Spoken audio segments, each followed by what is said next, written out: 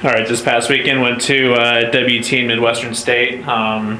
Things just didn't go your way. Just talk about what you saw from those games and what you saw from your team this past weekend. Well, you knew we had a big battle with West Texas A&M, and at their place is always a challenge, and it proved to be that way again. Everything goes against you there, and it went against us there.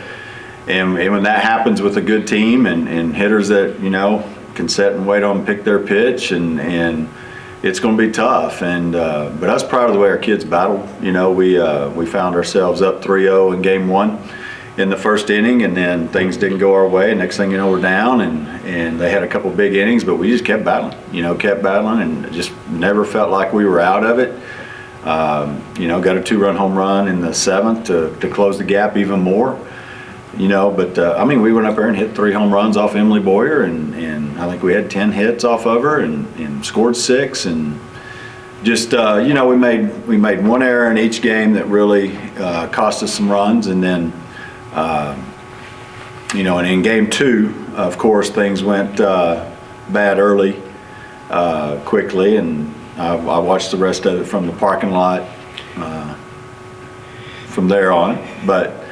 Man, our team, I was so proud of them, the way they found themselves down 6-0 on the road at the number 3 team in the country, a team that's a place that's hard to win games, a very good team, and we just battled and battled. McMillan got the big home run to get us going, and then I don't remember all of it because I was watching it from my phone, but wild pitch finally to tie it up, and then had a chance to walk it off, or not walk it off, but take the lead in the 7th, and didn't quite get it done. And then they end up with the bases loaded, 2 outs. Cheyenne gets a big strike, or 1 out. Cheyenne gets a big strikeout to make it bases loaded, 2 outs, and then they just happened to get one right in the perfect spot in that 5-6 hole that Leilani had dove for. I think it might have tipped off her glove. Just even if she had caught it, she probably wouldn't have been able to make a play. But I was very proud of the resilience in our team and the way they battled and competed against a very good team at a tough location to play.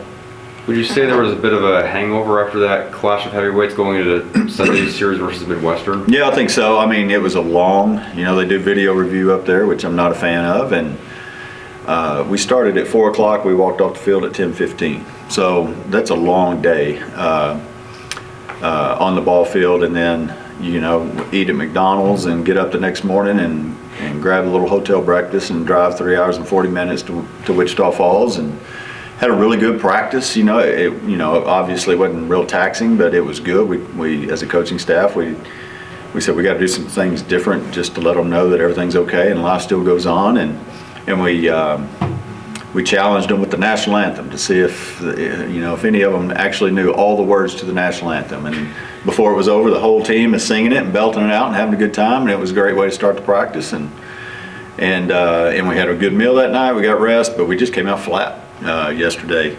and had some chances early in the game to get a run, and we didn't get it done. And I think that I don't know. The wind was blowing straight in hard at 20, but we're used to that at our place.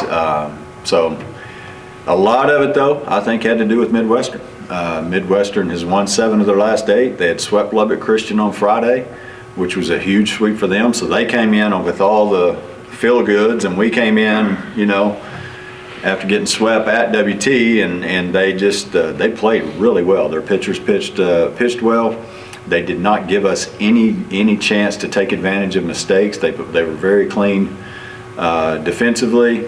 They put pressure on us offensively. Cheyenne pitched a heck of a game, and then we lost the ball in the sun there in the 7th inning, 6th inning, which is always going to be a factor at that place. And she happened to get it right there, and we couldn't get it, and the girl scored from first on a routine fly ball to the outfield. So those things happen. You just can't find yourself with 1 run on the scoreboard on your side in those kind of situations to where something like that gets you beat, but it did. And then in game 2, same thing. We just never could generate anything, and they just outplayed us. So it is what it is at this point. A tough weekend for sure, going on 4. We just got to bounce back and get after it. We're still on the road, of course, but 2 opponents that hopefully we can go have some success with. How will this past experience this weekend serve as motivation going forward? Well, obviously it's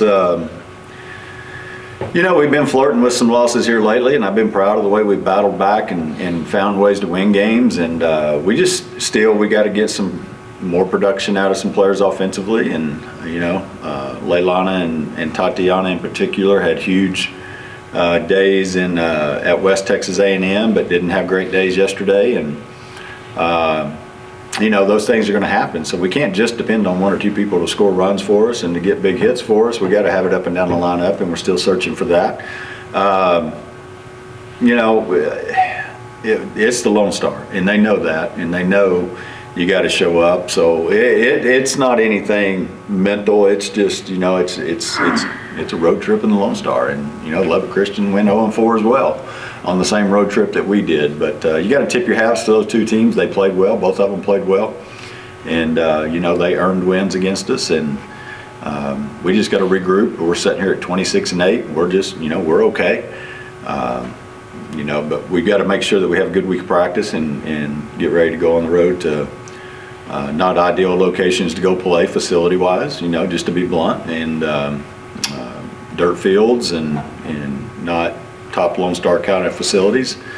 So that's always can be a mental letdown as well. I mean, it's happened before where you go there and it's like, well, you know, it's hard to get motivated to play somewhere like that. But we got to make sure that we avoid that, and we challenged each one of them just to evaluate what they did this weekend and make sure that what's something they could do a little bit better to make sure that this doesn't happen again. This past weekend, Cheyenne Floyd was the losing pitcher 3 times, more than she had all season coming in. So what exactly went wrong in the pitching circle, and what adjustments will be made this week as a team, if any? Yeah.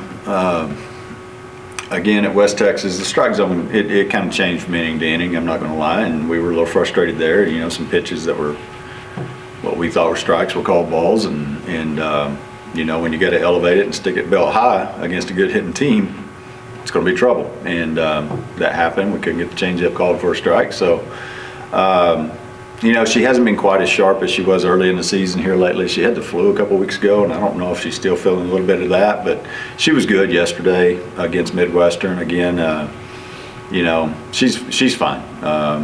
Just not quite as sharp as she was at one point, but it's the middle of the season. The arms can get a little dead, and the legs can start to get a little bit dead, but you know, those are excuses, and she's fine. We're good. Coach, obviously the 0-4 start was nice for how you envisioned your road trip beginning, but going into this weekend, what's your message to the team in practice?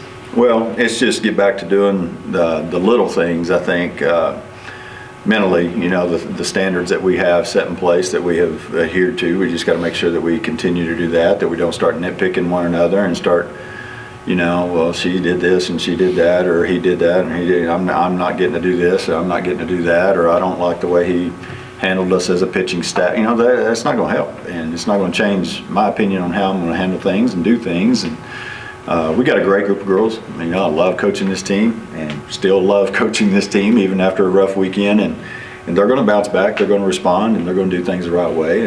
But we just got a couple of little reminders about some things that we require them to do as individuals and as teams, but as a team. But you know, I'm just still proud of the way they're representing this university and representing themselves, and we'll be okay. And then, of course, you already touched on your playing surface, but the teams you're facing this weekend, UTPB on Friday, Sul State on Sunday. What do you expect from those matchups? Well, you know, they're just going to scrap. So, you know, they're struggling in the pitching circle in particular, both of them. You know, I think UTPB's got a kid that throws it pretty good, but you look at their numbers and it's not good. But you looked at Midwestern's 2 pitchers last year and their numbers weren't good either. So, but they went out and pitched well. So we just got to make sure that we continue to have good at-bats. And I think we're letting the umpire strike zone affect us a little bit too much. We're trying to get too picky with pitches, and you know, those balls that are borderline, if they're calling them, we got to go attack them and get aggressive, get a little more aggressive on the road than what we have this past weekend. So we got to just understand that you know, the umpire strike zone is the umpire strike zone, and we have to adjust to it. And you know, I think that's something that we'll reinforce again to them this week to change that mentality a little bit. And you know, just have to just keep doing what you do each and every week, and you know, to be good. And you got to kind of balance rest and prep, and and all that. So we're going to put some miles on the road. We're actually going to travel to Odessa Friday, play the doubleheader, come back home and sleep here and just try to save a little bit of money, and then get up Saturday and drive to Sul Ross and play there Sunday. So, that'll be a little bit different, but hopefully it'll be something that we handle well. And, those are long road trips when you do this, so maybe it'll kind of cut that down a little bit, and we'll see. But it's what we're going to do, so we'll deal with it. But, before I get out of here, I had a huge family gathering yesterday at Midwestern. That was pretty awesome to see. I think I counted 22 family members that was there. And I'm experiencing a new thing that I'm really enjoying, is grandbabies at the field and in my dugout in between games and after games. That's pretty cool. It was great to see. I had 3 grandbabies, and then of course Tate and our little one, Katie, Coach K and I's little one is there, and her family's in from Ohio, and they made the trip up there this weekend. So it was pretty good, pretty cool to see my dad and my mom and uncle and 2 uncles, a lot of family members there. It was pretty cool. So I appreciate them for all their support over the years. Thank you, Coach. Thank you, Coach. You bet.